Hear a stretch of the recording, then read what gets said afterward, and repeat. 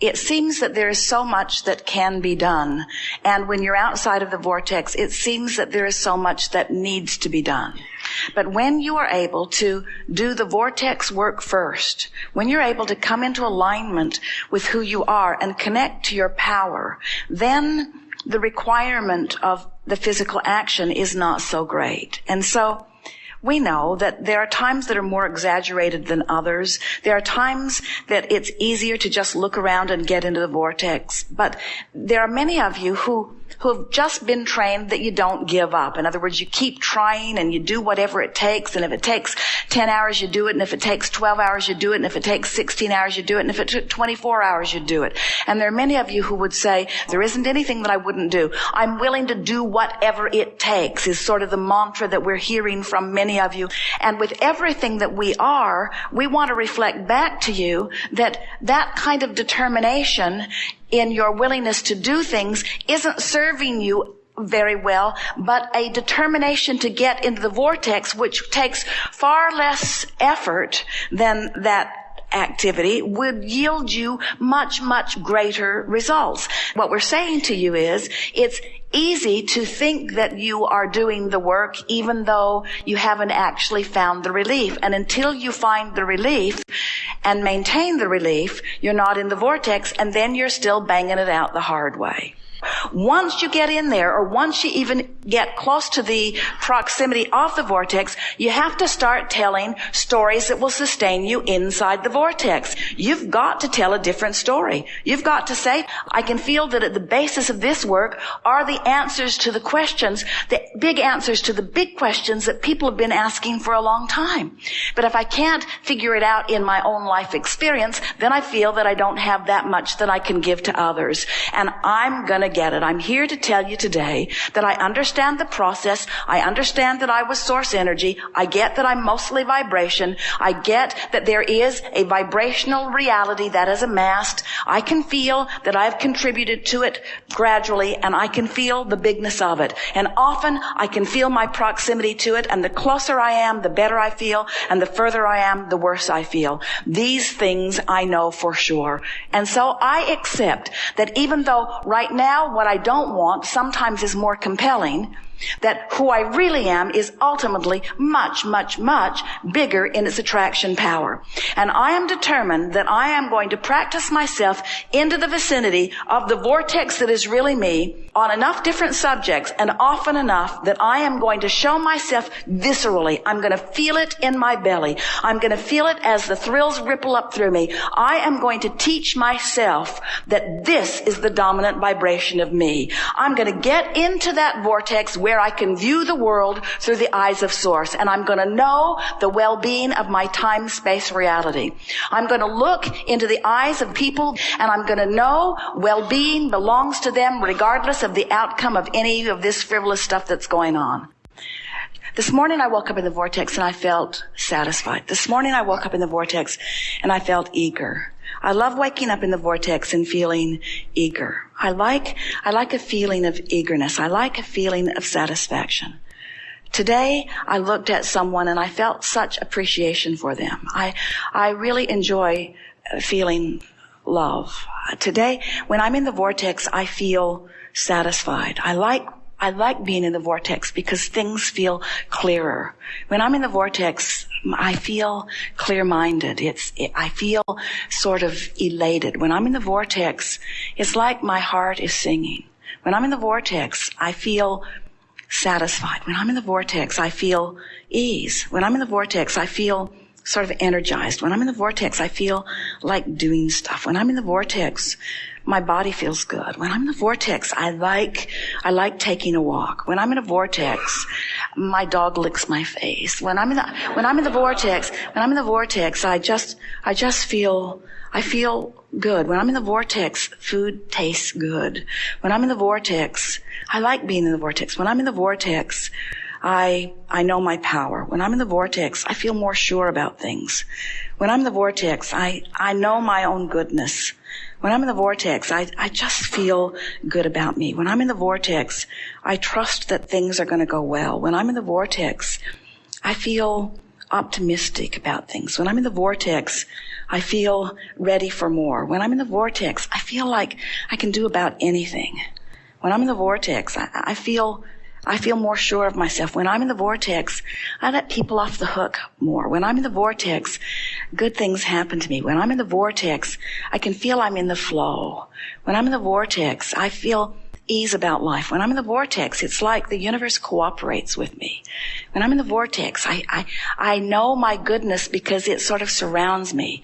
When I'm in the vortex, the universe gives me evidence that I'm in there, not as a reward, but as a consequence of my alignment with who I am.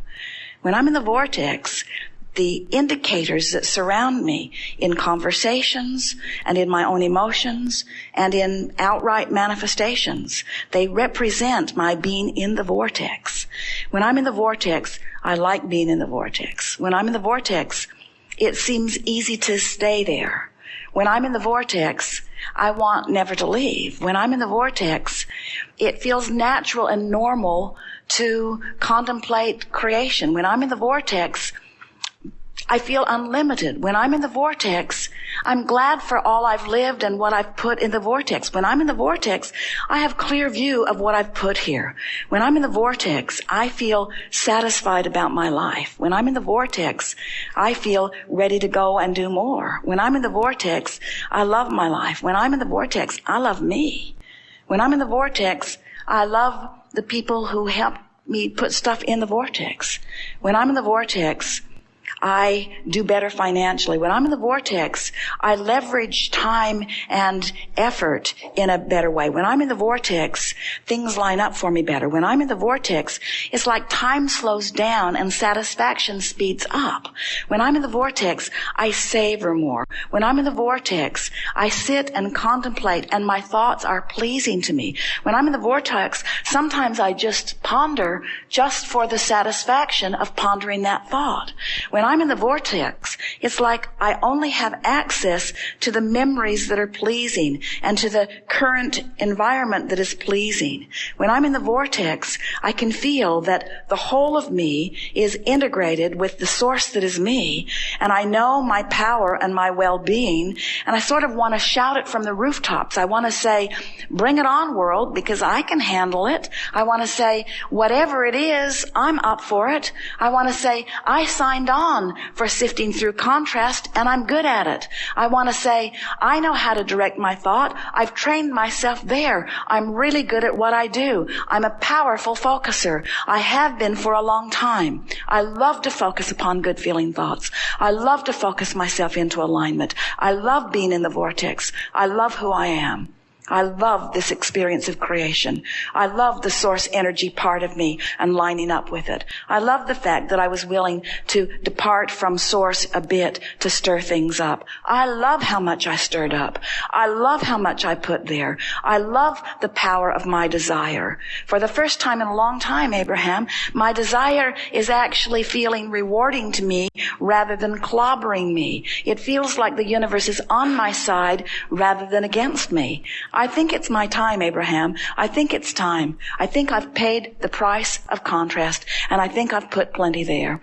And I think I'm willing to let go of the resistant aspects of my life experience. I think I'm ready to just start trusting the laws of the universe and really putting this vortex thing to a test. I'm going to stop struggling and striving, and I'm going to let my undivided attention go toward whatever it takes for me to get into the vortex. It's a nice thing when you focus upon pleasant things, and by focusing upon those pleasant things, the vortex takes you in. But if you don't know how you got there, if you don't know the laws of the universe, then you can't do that on purpose during troubling times. And so the reason that we've begun talking about this vortex of creation, and the reason we're saying chill and then focus, is because it is infinitely more satisfying to have the disruption which causes you to ask for something that you're nowhere near and then focus yourself into alignment. What we want to get across to you is that when you move into alignment, the compensating or proportionate feeling of coming into alignment will be so worth all that you've been living in the meantime, you see. we want to find a way that we can express it to you so that you can feel it, that well-being is a natural thing. And it's hard to accept that well-being is abounding when you're looking at evidence that kind of sort of says otherwise. And so we would like you to remember that there is a whole lot of energy that is swirling around this, that we want to give you the assurance that wonderful things are ahead of you. We want you to have such faith and confidence. Here is what it comes around to. When you're outside the vortex, it's easy for your expectation to be about things unwanted. But when you're inside the vortex, your expectation is only ever and always about things wanted. You just can't expect negatively when you're inside the vortex. The vortex will train you into the expectation that is necessary for these powerful creations, you see. When a prayer is offered from outside the vortex, even though every time you ask it is always answered, you can't receive the benefit of your prayer because you're outside the vortex. If you're inside the vortex offering your prayer, it is always answered, not because you're more worthy, but because you're vibrationally receptive to the receiving of what you're praying about. That's why prayers of appreciation are the most vivid, powerful prayers to offer, not prayers of need. And so, you know you've got a sort of inside scoop here. You know Abraham knows about non-physical, and we make our claim to being non-resistant in nature. And you know that when we focus upon things in a non-resistant way, that there is benefit offered from them, but we want you to understand that we don't have more power in creating than you do. It is exactly the same. Because when you ask, it is always given. So the only benefit that we can give you is standing as an example of someone who stands in the vortex no matter what, unconditionally accepting the well-being, you see, which is what we are offering to you. And we don't think that you have a thing in the world to worry about. You're mostly there, you see.